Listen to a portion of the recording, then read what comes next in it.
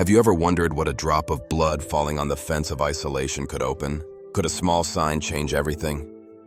Are you ready to join me in the mysterious maze of this story?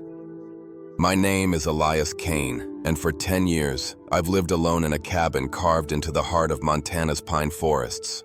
A place so far from the world, it feels like the edge of creation itself.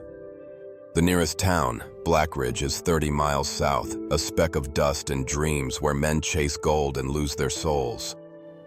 I don't go there. I don't go anywhere. My world is this cabin, these trees, the bleating of my goats, and the wind that howls through the ridges like a ghost that never quite leaves. I chose this isolation, built it with my own hands, board by board, nail by nail, to keep the past where it belongs, buried, silent, forgotten. But the truth is, no matter how far you run, the past is a shadow that clings to your boots, and mine has been trailing me for a decade, heavy as iron, cold as the frost that coats these mountains in winter. Hey, if this tale grips you, hit subscribe and comment "Hell yeah" to show some love. Don't miss the shocking reveal at the end. 10 years ago, I wasn't this man, this weathered, scarred husk who talks to goats more than people. I had a family once, a wife, Abigail, with eyes like the morning sky and a laugh that could pull me out of any darkness. A son, Caleb, barely 6, who'd chase the chickens and beg me to tell him stories of the war, the one I survived but never really left. We had a small ranch then, not much different from this one, down in Wyoming. It was a good life, simple, the kind you don't realize is fragile until it's gone. Then came the fire. One night, a spark, maybe from the stove, maybe something else, turned our home into an inferno. I was out checking the herd when it started. By the time I saw the glow on the horizon, it was too late. The flames had taken everything. Abigail, Caleb, the house, my heart. I can still hear the crackle of that fire in my dreams, smell the smoke that clung to me for weeks. The townsfolk whispered, arson, they said. They pointed fingers, said I'd done it, that I'd wanted to be free of my debts, my responsibilities. No proof, no trial, but the accusations were enough to drive me out. I didn't fight them. What was the point? The world I'd known was ash, and so was I. So I packed what little I had left, bought this land in Montana with the last of my savings, and built this cabin. I told myself I'd start over, that I'd find peace in the quiet. But peace isn't something you find when you're running from yourself. Out here, the days blur into one another, each one a mirror of the last. I wake before dawn, when the air is sharp enough to cut. I feed the goats, 20 of them, sturdy animals that don't ask questions or care about my past. I check the fences, chop wood, haul water from the creek that runs cold even in summer. The work is hard, but it's honest. It keeps my hands busy, my mind numb. The forest around me is vast, endless, a sea of green that swallows sound and sight. The pines stand tall, their branches heavy with secrets, and sometimes I think they're the only ones who understand me. They don't judge, they don't whisper, they just stand there, rooted, eternal, watching me carve out this small, solitary life. I don't see people. Not if I can help it. Once every few months, I ride into Black Ridge for supplies. Flour, salt, bullets for the rifle I keep above the fireplace. I don't linger. The townsfolk look at me like I'm a ghost, a stranger who smells of pine and regret. They don't know my story, and I don't offer it. I've learned that people are trouble. That connection is a risk I can't afford. Every hand extended in kindness hides a knife. Every smile a lie. I've seen what trust costs. I've paid that price in blood and ash, and I swore I'd never pay it again. This cabin is my sanctuary, my fortress. It's small, rough-hewn, built from logs I felled myself. The walls are thick, the roof sturdy enough to hold against the heaviest snows. Inside, there's a single room with a stone fireplace, a table I carved from an old oak, a bed that creaks under my weight. A trapdoor in the floor leads to a cellar where I keep canned goods, dried meat, a few tools, and a box of dynamite I bought years ago to clear stumps. I never thought I'd need it for anything else. The rifle hangs on the wall, cleaned and ready, not because I expect trouble, but because I know better than to believe it won't come. Out here, the world feels far away, but it's never far enough. The silence is what I love most. It's not just the absence of sound, it's the absence of expectation, of judgment, of the need to be anything other than what I am. The wind speaks in whispers, the creek hums a low, steady song, and the goats answer with their stubborn bleats. Sometimes I sit on the porch at dusk, watching the sun bleed red across the mountains, and I feel something close to peace. Not the real thing, not yet, but a shadow of it, enough to keep me going. I tell myself this is enough, that I don't need more, that I'm better off alone. But alone is a heavy word. It's not just the quiet, it's the weight of it, the way it presses against your chest in the dead of night when the fire's gone out and the cold seeps through the walls. It's the memory of voices you'll never hear again, the laughter that used to fill the spaces now filled with nothing. I don't talk about Abigail or Caleb, not even to myself. Their names are locked in a box I buried deep inside, somewhere even I can't reach. But they're there, always, in the ache that never quite leaves, in the way my hands tremble when I light the lantern, in the dreams that wake me with a start, my heart pounding like it's trying to break free. I've gotten good at living with it. I've learned to fill the days with work, to drown the memories in sweat and routine. I tell myself I don't need forgiveness. Not from the world, not from God, not from the ghosts that haunt me. I tell myself I don't need anything at all. But there are moments when the wind carries a faint echo of a child's laugh, or when the stars burn too bright, too close, when I wonder if I'm lying to myself. If maybe, just maybe, there's something more than this endless quiet, this self-imposed exile. Hold on tight. The stakes are about to get higher and you won't believe what happens next. I built this life to keep the world out, to keep myself safe. The forest is my shield, the cabin my refuge. I've mapped every inch of this land, every trail, every rock, every bend in the creek. I know the sound of a twig snapping under a deer's hoof, the rustle of a bear moving through the brush. I know when the wind is just the wind and when it's something else. This place is mine, carved out of loss and will, a testament to my ability to survive. I thought I'd accounted for everything, planned for every possibility. I thought I could keep the world at bay forever, but I was wrong. This morning, as I stepped out to check the traps, I saw something that stopped me cold. There, by the creek, where the water runs clear over smooth stones, was a woman. She was crumpled against a boulder, her dress torn, her hands clutching her side where blood had soaked through, dark and glistening. Her hair, tangled and matted, fell across a face pale as moonlight, and her eyes, God, her eyes were open, staring at nothing, bright with fear and something fiercer, something alive. She didn't see me at first, didn't hear my boots crunching on the frost-covered ground. I stood there 30 feet away, my axe still in my hand, my heart hammering like it hadn't in years. I should have turned back, should have walked away, pretended I never saw her. That's what 10 years of solitude taught me. Strangers are trouble. And trouble is a fire that burns everything you've built. But something in the way she lay there, broken but fighting, held me in place. Her breath was shallow, ragged, each exhale a small rebellion against death. And then she moved, just a little, her head lifting, her eyes finding mine. They were brown, deep as the earth, and in them I saw a desperation I knew too well, a plea that cut through the walls I'd spent a decade building. She whispered something too faint to hear, but I caught the shape of it. Help. 2 syllables, soft as a prayer, heavy as a chain. I felt it then, the pull of something older than my fear, deeper than my resolve to stay alone. It was the same pull I felt the night I ran toward the fire, knowing I'd be too late. The pull of a life not yet lost, of a chance to do something, anything, to keep the darkness at bay. I didn't move at first. I stood there, rooted like the pines, my axe heavy in my hand, my mind screaming at me to walk away. But her eyes held me, and in them, I saw Abigail's face, Caleb's smile, the ghosts I'd tried so hard to bury. I saw myself 10 years ago, running from a world that had turned its back on me.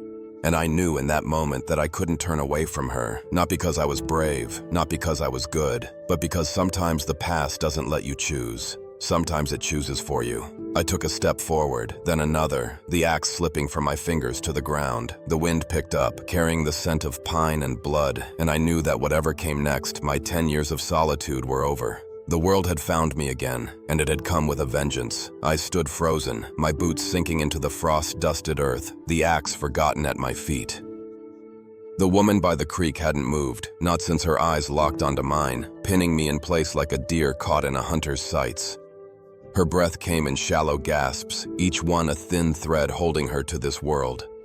Blood stained the boulder she leaned against, dark and spreading, seeping into the cracks like a warning written in the language of survival. I'd spent 10 years building walls around my heart, my life, my cabin, walls to keep the world out, to keep me safe. But here she was, a stranger, bleeding on my land, tearing those walls down with nothing but her presence. Her name, I'd learn later, was Clara Hensley.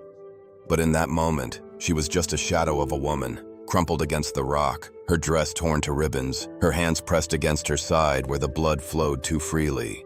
Her hair, dark and tangled, clung to her face, matted with dirt and something darker. She was young, maybe 25, though pain aged her, carving lines into her pale skin. Her eyes, though, those brown eyes, they burned with something I couldn't name. Fear, yes, but more than that. Defiance, a spark that refused to die, even as her body faltered. I should have walked away.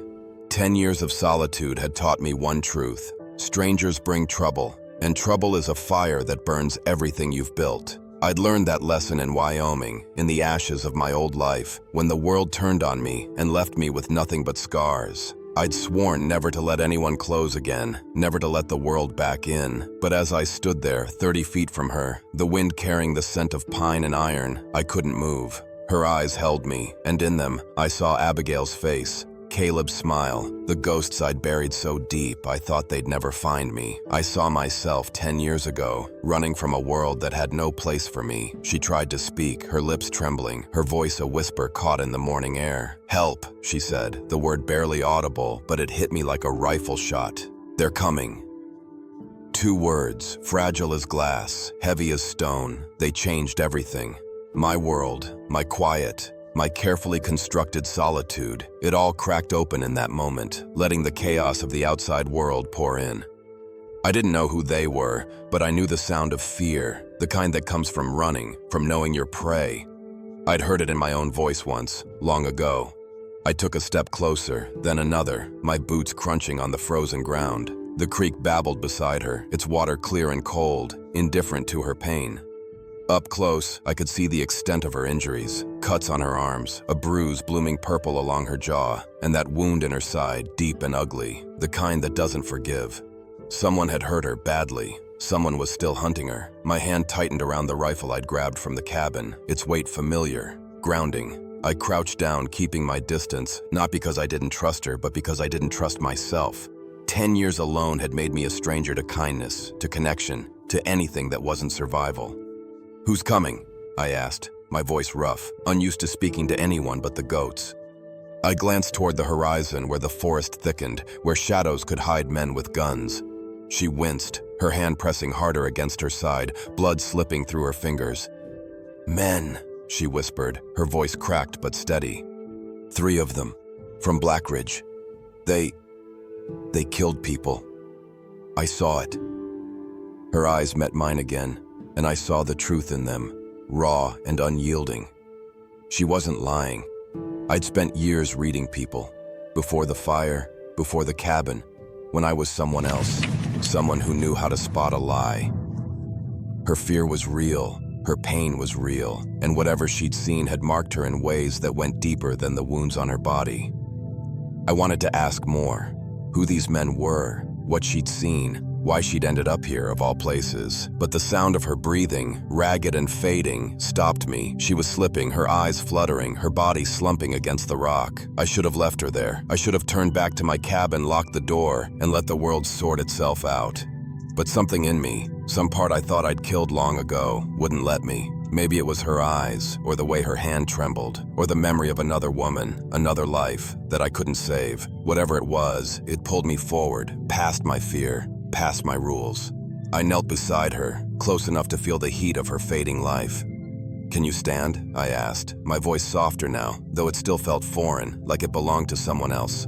She nodded, barely, her lips pressed tight against the pain. I slid an arm around her, careful not to press too hard, and helped her to her feet. She was lighter than I expected, fragile in a way that made my chest ache. Her weight leaned into me, her blood staining my shirt, and for the first time in 10 years, I felt the warmth of another person, the weight of their trust. It terrified me. We moved slowly, her steps faltering toward the cabin. The forest watched, silent and unyielding, as if it knew what was coming. I didn't know her name, didn't know her story, but I knew one thing. Whoever was hunting her wouldn't stop at my doorstep. They'd come, and they'd bring death with them. My sanctuary, my peace. It was already crumbling, and I was the fool who'd opened the door. Inside the cabin, I eased her onto the chair by the fireplace. Her eyes darted around, taking in the sparse room, the table, the bed, the rifle on the wall. "Clara," she said, her voice barely above a whisper. "My name's Clara Hensley." I nodded, not sure what to say. Names made things real, made them matter. "Elias Kane," I replied, the words feeling strange on my tongue. I hadn't spoken my name to anyone in years. I grabbed a cloth and a basin of water, kneeling beside her to clean the wound. She flinched but didn't pull away, her eyes fixed on me, searching for something I wasn't sure I could give. "Why are you helping me?" she asked, her voice trembling not from pain but from disbelief. I didn't answer right away. I didn't know how. Why was I helping her? Because I saw myself in her eyes? Because I couldn't face another ghost? Because for the first time in a decade, I felt alive? "Maybe I know what it's like to run," I said finally, my hand steady as I bandaged her side. "Maybe I know what it's like to have nowhere to go." She looked at me, her eyes softening, and for a moment the silence between us wasn't heavy, it was shared. But then I heard it, a sound that cut through the quiet like a blade, hooves, distant but growing louder, pounding the earth. They were coming, just like she'd said. My sanctuary was no longer mine. Trouble had found me, and I had no choice but to face it. The hooves grew louder, a drumbeat of doom echoing through the pines. I stood at the cabin's window, rifle in hand, peering through the warped glass at the ridge where the forest met the sky. Clara sat behind me, her breathing shallow, her hands clutching the bandage I'd wrapped around her side. She'd told me enough to know what was coming. 3 men, killers from Black Ridge, led by a man named Gideon Holt. They'd murdered a family for a vein of gold, and Clara had seen it all. She was the witness they couldn't let live. And now, because I'd brought her into my home, I was part of their hunt. I should have known better. 10 years of solitude had taught me to stay out of other people's fights, to keep my head down and my heart locked away. But Clara's eyes, her trembling voice, her blood on my hands, they'd pulled me in, and now there was no going back. The world I'd run from was here, on my doorstep, and it wasn't asking permission. I turned to Clara, her face pale in the dim light of the cabin. "Stay here," I said, my voice low but firm. "Don't move. Don't make a sound." She nodded, but her eyes held a fire that worried me. She wasn't the kind to hide, not forever. I stepped outside, closing the door behind me, the rifle heavy in my hands. The air was crisp, the scent of pine sharp, but there was something else now. Dust, sweat, the faint tang of gunpowder carried on the wind. They crested the ridge, 3 men on horseback, their silhouettes dark against the morning sky. Gideon Holt was easy to spot, tall, broad-shouldered, with a face carved from stone and eyes that gleamed with a predator's hunger. His men flanked him, their hands resting on pistols, their horses snorting from the hard ride. They stopped 50 yards out, spreading out in a way that told me they'd done this before, that they knew how to corner their prey. My cabin, my sanctuary was now a trap, and I was the fool who'd walked into it. "Elias Kane," Gideon called, his voice sharp, cutting through the quiet. "We're looking for a woman. She's hurt. Dangerous. You seen her?" His eyes scanned the clearing, lingering on the creek where Clara's blood still stained the rocks. He wasn't asking.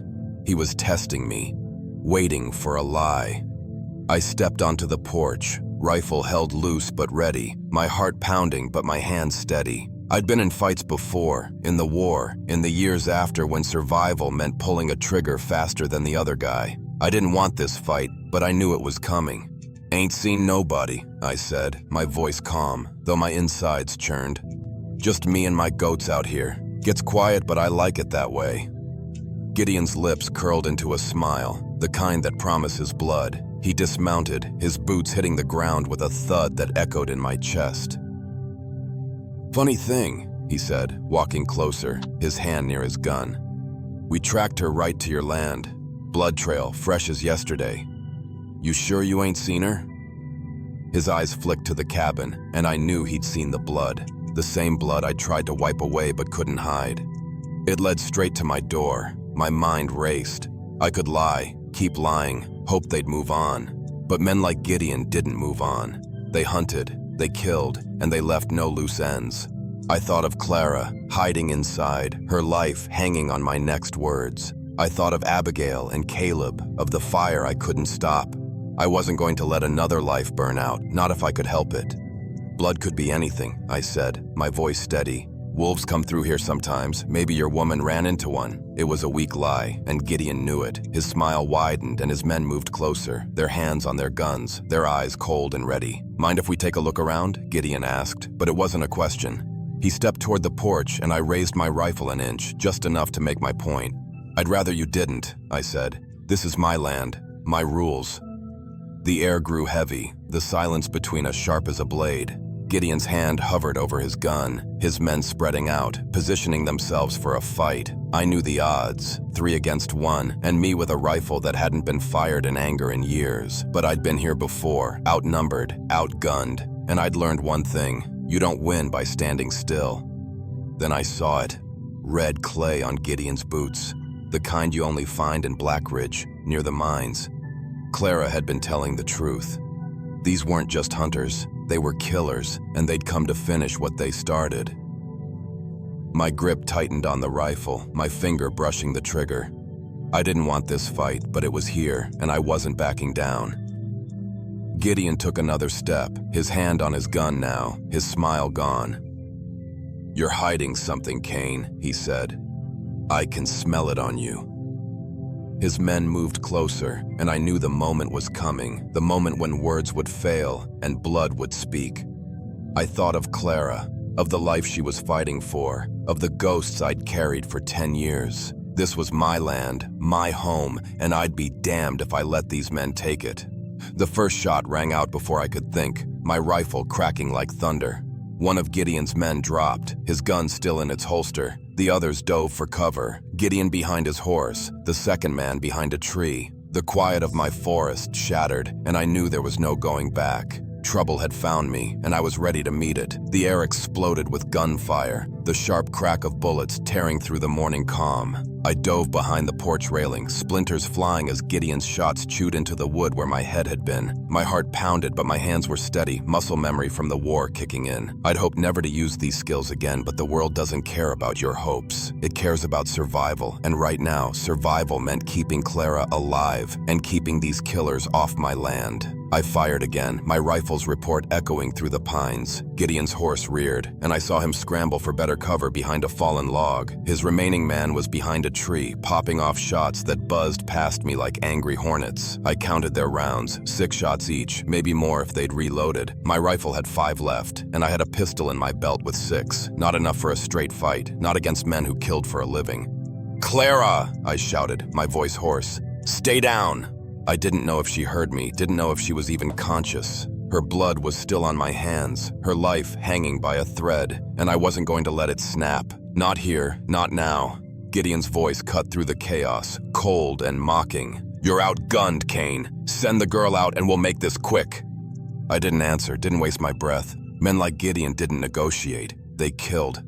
I peeked over the railing, sighting the man behind the tree. My shot caught him in the shoulder and he stumbled, cursing, his gun dropping to the dirt. 2 down, 1 to go. But Gideon was the real threat. He was smart, patient, the kind of man who'd wait for his moment and make it count. I rolled to the side, keeping low, my mind racing. The cabin was a fortress, but it was also a cage. If they got inside, Clara was dead, and so was I. I needed to change the game, to take the fight to them. I remembered the traps I'd set in the forest, snares for wolves, tripwires for bears. They weren't meant for men, but they do. I sprinted for the tree line, bullets kicking up dirt around me, my lungs burning as I dove into the underbrush. The forest was my ally, every inch of it mapped in my mind.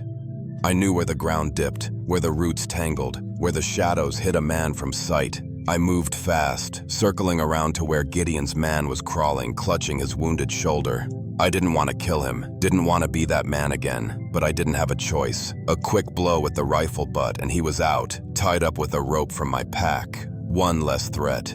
Gideon was still out there, his horse tethered to a tree, his eyes scanning the clearing. He hadn't seen me yet, but he would. I needed something bigger, something to end this before it ended me. Then I remembered the dynamite in the cellar. 2 sticks, old but potent, kept for clearing stumps. Dangerous, reckless, but it might be my only chance. I crept back toward the cabin, keeping to the shadows. The door was ajar, and my heart stopped when I saw Clara standing there, my old hunting rifle in her hands, her face pale but her eyes burning. "I can shoot," she said, her voice weak but steady. "Let me help." "Get back in the cellar," I hissed, but she shook her head, her grip tightening on the gun. "They killed a family, Elias. A little boy. I won't let them win." Her words hit me like a punch, stirring memories of Caleb, of a life I couldn't save. She wasn't just fighting for herself, she was fighting for them, for justice, for something bigger than both of us. I didn't have time to argue. Gideon was moving closer, his gun drawn, his steps deliberate. "Can you keep him busy?" I asked, my voice low. She nodded, sweat beading on her forehead, her hands trembling but her aim true. "What are you planning?" she asked. "Something stupid," I said, and I meant it. I slipped back into the cabin, lifting the cellar trapdoor. The dynamite was there, in a wooden box marked with a skull, its fuses brittle but intact. I grabbed both sticks, my hands shaking as I struck a match. The fuse sparked to life, a tiny flame racing toward destruction. 20 seconds, maybe less. I sprinted outside, Clara's rifle barking as she fired at Gideon, forcing him to duck behind his horse. I hurled the first stick toward the log where Gideon hid, the fuse hissing like a snake. The explosion rocked the earth, dirt and debris flying, the blast shaking the pines. When the dust settled, Gideon was still alive, but his horse had bolted, leaving him exposed. Clara fired again, her shots wild but enough to keep him pinned. I lit the second fuse, my heart pounding, and rolled it toward the tree line where I'd seen him move. The second blast was louder, closer, the shockwave knocking me to my knees. Gideon screamed, a sound of rage and pain, and when I looked up, he was down, his leg bloodied, his gun lost in the dirt. Clara stood on the porch, her rifle still raised, her face a mask of determination. She'd kept him busy, just like I'd asked, and now he was finished. I walked toward him, my rifle ready, my breath coming in ragged gasps. Gideon looked up at me, his eyes filled with hate but also fear.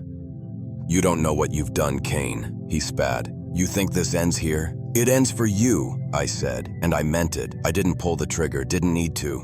The fight was over, and the forest was silent again except for the wind and the distant bleating of my goats. The forest was quiet again, but it wasn't the same quiet I'd known for 10 years. It was heavier, stained with the echoes of gunfire, the scent of dynamite, the weight of what I'd done. Clara sat on the porch, her wounds bandaged, her eyes fixed on the horizon where Gideon's men had fled. The surviving one had disappeared into the pines, probably running back to Blackridge to face whatever justice waited there. Gideon's body lay still in the dirt, a reminder that peace comes at a cost, and I'd paid it in full. I stood beside her, my rifle propped against the wall, my hands still trembling from the fight. The cabin was battered, bullet holes in the walls, the porch railing splintered, the ground scarred from the dynamite. My sanctuary was broken, but so was something inside me, something I'd kept locked away for a decade. Clara had done that, with her courage, her fire, her refusal to let the darkness win. I didn't know if I was grateful or terrified. "Is it over?" she asked, her voice soft, her eyes searching mine. I looked out at the forest, at the creek that still ran clear despite the blood it had seen. "Yeah," I said, helping her to her feet. "It's over." But I knew it wasn't, not really. The world had found me, and it wouldn't let me go back to the man I'd been. 3 days later, Sheriff Dawson arrived from Blackridge with a posse, their horses kicking up dust as they rode into the clearing. He was a lean man, older than me, with eyes that had seen too much but still held a spark of decency. Clara told him everything, the family in Blackridge, the gold they'd found, the murder she'd witnessed. I handed over the ore sample I'd found in Gideon's saddlebag, proof of the greed that had cost so many lives. Dawson listened, nodding, his gaze lingering on Clara's bandages, on the scars we both carried. "You willing to testify?" he asked her. She straightened, her jaw set. "Every word," she said, "for the family, for their boy." I saw the pain in her eyes, the weight of what she'd seen, and I knew she'd carry it forever, just like I carried mine. Dawson turned to me, his expression unreadable. "You've got a reputation, Cain," he said. "Folks say you were a hell of a soldier once. Why'd you hide out here all these years?" I didn't answer right away.